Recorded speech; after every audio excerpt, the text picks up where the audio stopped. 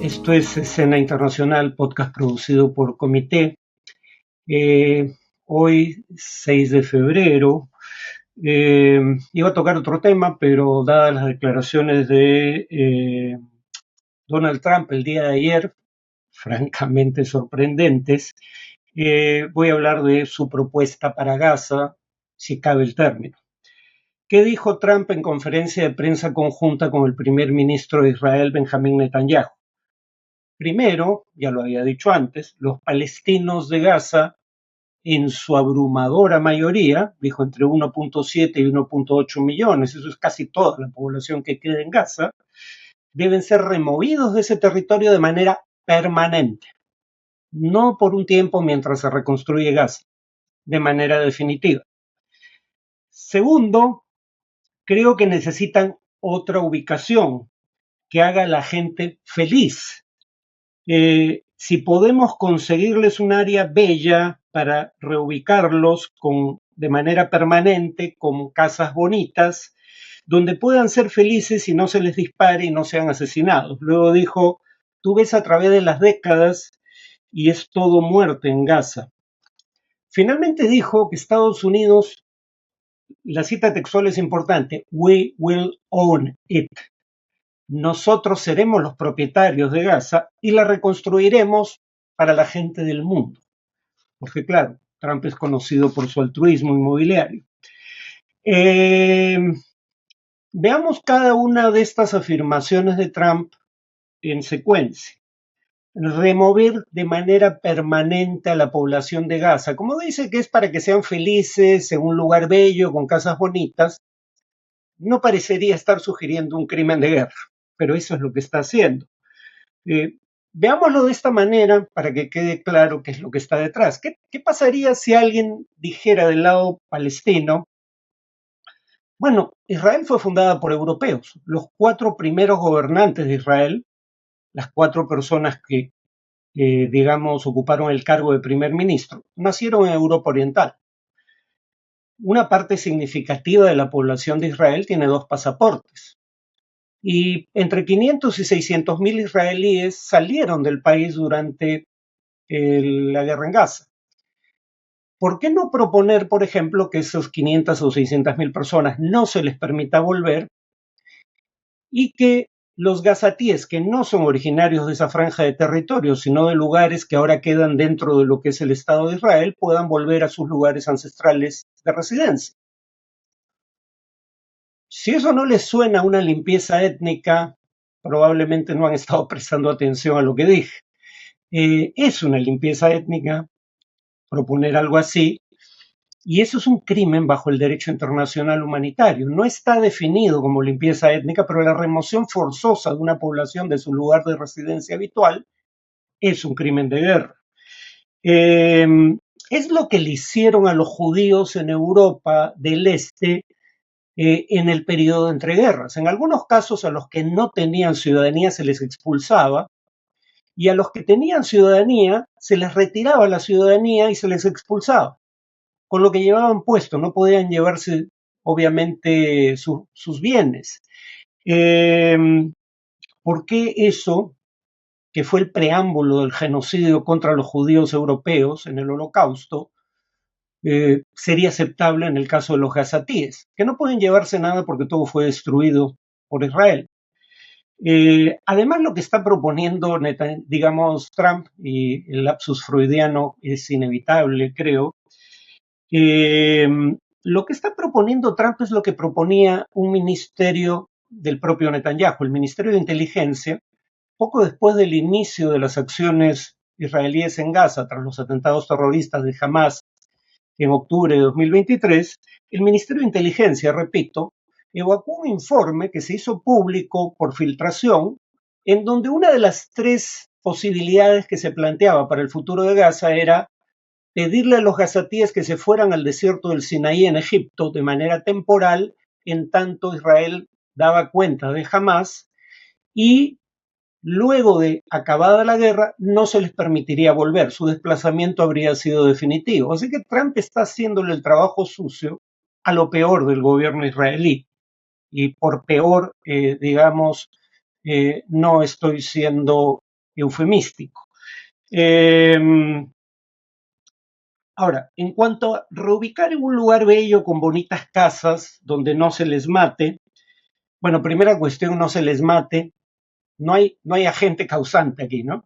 Los palestinos en Gaza no están muriendo de muerte natural, porque siguen muriendo después del cese al fuego, habría que decir, solo que en menor cantidad. Los está asesinando el ejército israelí. Eh, Benjamín Netanyahu, no en vano, está requisitoriado por la Corte Penal Internacional por crímenes de guerra, de lesa humanidad, y entre los crímenes de guerra que se le atribuyen está el causar hambre como arma de guerra. Y el Estado que preside Netanyahu o que dirige, el primer ministro israelí, está acusado de genocidio ante la Corte Internacional de Justicia. Corte que pudo haber desestimado la denuncia de Sudáfrica, pero la consideró plausible por una votación de 14-1 entre los jueces de la Corte Internacional de Justicia. O sea, Trump habla de que la gente debería dejar de morir porque viene muriendo hace un siglo, pero en ningún momento habla de las circunstancias en las cuales murieron. Y es como decir, bueno, ¿no sería más fácil pedirle a Israel que no utilice bombas de 1 tonelada proporcionadas por Estados Unidos en zonas urbanas densamente pobladas y así la gente dejaría de morir? Que concentre su fuego con armas de precisión contra los miembros de Hamas, no contra la población civil. Pero no, más fácil para Trump es expulsar a todos los civiles palestinos. Así no habría la tentación de matar a nadie, presumiblemente. Además dice que se les trasladaría a un lugar bello con bonitas casas para que sean felices el mismo día en que retiró el financiamiento a la Agencia de Naciones Unidas para los Refugiados Palestinos. Parte de lo que compraba ese dinero eh, que entregaba USAID para los refugiados palestinos eran alimentos. O sea, en otras palabras, Estados Unidos está contribuyendo al hambre en Gaza al tomar esa decisión. Sin embargo, los gazatíes tienen que creer que una vez trasladados a otro lado, van a vivir en óptimas condiciones. En un contexto en donde el asesor principal de Trump, Elon Musk, ha dicho que la Agencia de Cooperación Internacional, AID, Agencia de Cooperación para el Desarrollo, oficial del gobierno americano, es una organización criminal y debe morir. Y Trump está en el proceso de reducirla a su mínima expresión. O sea, le corta el suministro de alimentos hoy, provisto por el gobierno americano, está cortando la ayuda al desarrollo en general, pero los gazatíes deben creer que una vez destruido su hábitat ancestral, o el de algunos de ellos, eh, van a recibir financiamiento para tener una vida mejor en otra parte. Eso no lo cree nadie, honestamente, ¿no? Eh, y Trump dijo, vamos a ser propietarios de Gaza. No habló de un territorio con soberanía en donde está en disputa la soberanía sobre el territorio. No, no, no. Habló de un terreno para un proyecto inmobiliario, ¿no? Parece que ve el mundo a través de su viejo oficio, ¿no? Primera cuestión problemática aquí, ¿qué debe hacerse en Gaza a futuro? Es algo que era el objeto de la tercera fase de negociación entre palestinos e israelíes, con mediación de Qatar, Egipto y Estados Unidos. Era un plan de reconstrucción de 3 a 5 años, un nuevo gobierno en Gaza del que no formaría parte jamás, o al menos eso se presumía, y definir quién controla las fronteras internacionales de Gaza que hoy en día controla Israel. Esa que era la propuesta del gobierno de los Estados Unidos y que las partes aceptaron, la acaba de tirar por la borda Trump, porque él ya decidió por sí ante sí qué va a hacer con Gaza, sin consultar a nadie, salvo probablemente Netanyahu, porque lo dijo después de una reunión con él. Eh, y claro, esto es aún eh, más, digamos, aborrecible que sus propuestas anteriores de convertir a Canadá en el Estado 51 de la Unión Americana o amenazar con el uso de la fuerza, cosa que viola el artículo 2 de la Carta de las Naciones Unidas, porque no solo no se puede dirimir conflictos de interés bajo la Carta de la ONU a través de la fuerza, sino que tampoco se puede amenazar con el uso de la fuerza. Bueno, ha amenazado con el uso de la fuerza a Groenlandia y a Panamá, a Dinamarca y a Panamá si no entregan respectivamente la soberanía sobre Groenlandia y el Canadá, ¿no? Pero acá ni siquiera está hablando de soberanía, está hablando de propiedad. We will own it. No queda claro si Estados Unidos o su familia, porque quien tenía un proyecto inmobiliario en Gaza era su yerno, Jared Kushner. Ahora, esta propuesta es tan absurda que ni siquiera Netanyahu la aprobó abierta y entusiastamente. Netanyahu dijo que era una propuesta a considerar, estando al lado de Trump mientras lo decía. Los únicos dos políticos en el mundo que yo sepa que han apoyado la propuesta, o por lo menos en Israel, son los ministros extremistas Bezalel Smotrich y Itamar Ben-Gvir, y voy a decir en un minuto por qué los llamo extremistas.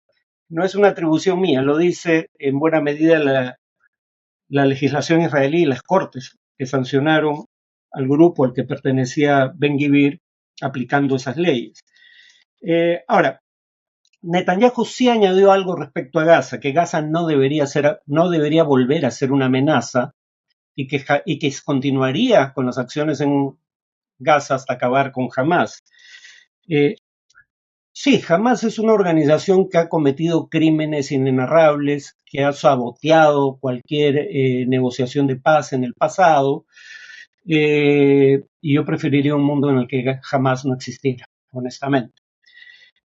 Pero cuando Israel ocupó la mitad de lo que la ONU había designado como, o había propuesto como parte de un Estado palestino, y expulsó o forzó a marchar al exilio a 3/4 de los palestinos de la época, unos 750.000 personas aproximadamente, no existía jamás. Cuando Israel ocupó Cisjordania, Gaza y Jerusalén Oriental, lo que diversas resoluciones de la ONU y opiniones consultivas de la Corte Internacional de Justicia llaman territorios palestinos ocupados, no existía jamás. Cuando Israel comenzó a colonizar esos territorios expulsando a los propietarios legítimos de la tierra, no existía jamás. Jamás surgió en 1987. Esto no se hace por culpa de Hamas. Gaza, además, sigue siendo territorio ocupado, lo dice la opinión consultiva de 2024 de la Corte Internacional de Justicia, porque es Israel quien controla el acceso y la salida de bienes y servicios, además de personas, salida desde Gaza o acceso a Gaza por aire, mar y tierra. Según la revista The Lancet, un estudio en esa revista, son más de 30 palestinos muertos por cada israelí, la gran mayoría de ellos civiles. O sea, no es Israel quien se está defendiendo. No puedes alegar que tus acciones tienen como único propósito defenderte del pueblo al que ocupas de manera militar e ilegal, ¿no? Pero además, esto de que no se puede negociar con Hamas es curioso viniendo de Netanyahu, porque gobiernos sucesivos de su partido, incluyendo el suyo, contribuyeron con Hamas de diversas maneras. Aquí voy a mencionar solo algunos ejemplos, pero dedicaré a otro podcast este tema. Digamos, les pongo algunos ejemplos, ¿no? Artículo del New York Times del 28 de marzo de 1981, escrito por David Shipler, y el título traducido al español es Bajo la calma en la superficie de Gaza, muerte, drogas e intriga. El artículo dice lo siguiente: pero los fundamentalistas musulmanes también están recibiendo ayuda de Israel, dijo el general Segev, general israelí. El gobierno me dio un presupuesto y el gobierno militar de Gaza lo entrega a las mezquitas y colegios religiosos, y luego añade, esto con el propósito de fortalecer a las fuerzas que compiten con los izquierdistas de la OLP. En ese entonces, una organización que lideraba el clérigo que luego va a fundar Hamas, recibía dinero del gobierno israelí porque Israel quería que debilitar a las organizaciones progresistas y seculares de la OLP. En el Wall Street Journal, el periodista Andrew Higgins, en un artículo del 24 de enero de 2009, titulado cómo Israel ayudó a engendrar a Hamas, cita a Abner Cohen. Dice, Abner Cohen, exfuncionario israelí para asuntos religiosos, trabajó en Gaza durante 20 años. Y lo cita diciendo, Hamas a mi pesar es una creación de Israel. Yo mismo no diría eso, pero que Hamas fue ayudado en su origen por el Estado de Israel es un hecho comprobado. ¿Ves por qué? ¿Cuál es la lógica detrás? La dijo el actual ministro de Finanzas, Bezalel Smotrich. En una entrevista, Smotrich dice textualmente lo siguiente. En el juego de la deslegitimación internacional, la autoridad palestina es un pasivo, jamás es un activo. Es una organización terrorista a la que nadie reconocería. No le darían estatus en la Corte Penal Internacional. Nadie le permitiría presentar un proyecto de resolución en el Consejo de Seguridad de la ONU. No necesitaríamos del veto estadounidense. Y esto es una lógica coherente, solo que la ayuda jamás les estalló en la cara, ¿no? Dicho sea el paso, esto es lo mismo que dice en su momento, googleé en el video, tiene subtítulos en español en una de las versiones, lo que dice Hillary Clinton sobre los talibanes. Contribuimos a crear al enemigo al que ahora combatimos, cuando Estados Unidos invade Afganistán en 2001 tras los ataques terroristas del 11 de septiembre de ese año en Estados Unidos. Y si quieren un ejemplo, o ejemplos ulteriores, durante su primer gobierno, Trump negoció con el Talibán y llegó a un acuerdo que se firmó en Qatar. Y actualmente, bueno, por lo menos durante el gobierno de Biden, Estados Unidos estableció relaciones con al-Sharaa, el actual gobernante de Siria, que tenía el alias de guerra, nombre de guerra, de Muhammad al-Golani, por cuya cabeza ofrecía 10 millones de dólares de recompensa. El grupo de al-Golani, que todavía existe, se llama Hayat Tahrir al-Sham, solía ser la rama siria de Al-Qaeda, cuando se llamaba el Frente al-Nusra. Hayat Tahrir al-Sham al día de hoy, desde 2014, está en la lista de organizaciones terroristas del Departamento de Estado de los Estados Unidos. Bueno, ahora paso a quienes están a favor de la propuesta de Trump. Quienes la han recibido con beneplácito, solo dos políticos israelíes, Itamar Ben-Gvir y Bezalel Smotrich. ¿Por qué llamo extremista a Ben-Gvir? Bueno, en 2023, cuando ya era ministro, el año antepasado, en un discurso dijo que ese discurso era en memoria de los mártires Baruch Goldstein y Meir Kahane. Bueno, ¿quién es Goldstein? Es un miembro del partido fundado por Kahane, Kash, que siendo ciudadano estadounidense fue a vivir en un asentamiento en Hebrón, dentro de zonas densamente pobladas por palestinos, y entró a una mezquita con un arma de guerra y mató a 29 palestinos en 1994. Cuando se habla de los ataques suicidas contra civiles, jamás ha perpetrado la mayoría, pero el más mortífero por número de víctimas fue el de Goldstein en 1994. Ese atacante suicida terrorista es elogiado por el ministro Ben-Gvir, que tenía un retrato de Goldstein en su oficina hasta antes de ser ministro. Kahane fue el creador de Kash, un partido que es el antecesor de Poder Judío, el partido del ministro Ben-Gvir. Es un partido que fue prohibido en Israel, por lo menos se le prohibió participar en elecciones a partir de 1988 por una ley que penaliza la incitación al racismo. Elogiaba a Goldstein, el atacante suicida, que además era simpatizante suyo. Para que vean que esto no es atribución mía, Kash no solo fue impedido de participar en elecciones en Israel por incitar al racismo, sino que además esa era una organización señalada como organización terrorista internacional por el Departamento de Estado de los Estados Unidos. En la lista que confecciona sobre esta materia, Kash estuvo en esa lista de grupos terroristas de 1997 al año 2022. Termino con Bezalel Smotrich, el ministro al cual cité, que el 16 de enero de 2023 decía, este es el titular exacto de un artículo del diario israelí Haaretz del 16 de enero de 2023, solo lo he traducido. El ministro extremista de Finanzas dice que él es un fascista homófobo, pero que no lapidaría a los homosexuales.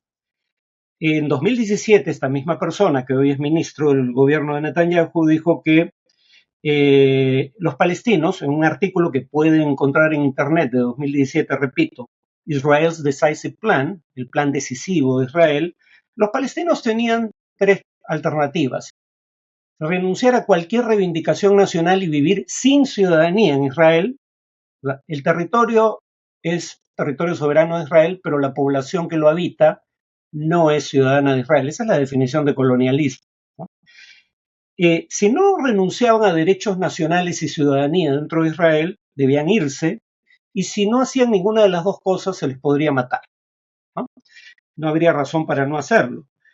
Smotrich dijo en la crisis de Gaza: no podemos en la actualidad, no podemos en la actual realidad global liberar una guerra.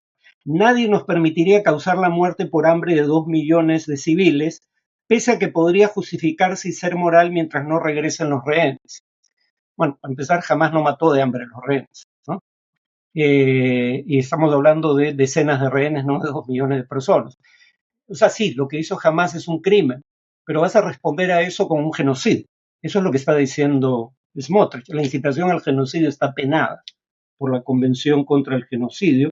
Y por último, en 2023, Smotrich dio un discurso en el que estaba flanqueado por el símbolo, lo que originalmente era el símbolo del partido Irgun, antecesor del Likud, del actual primer ministro Netanyahu, un símbolo que incluía un mapa donde además de Israel y los territorios ocupados estaban dentro del territorio israelí Jordania y buena parte de Siria, ¿no? Bueno, esos son los que apoyan a Trump. Bueno, ese es el mundo en el que vivimos. Nos vemos en el siguiente podcast.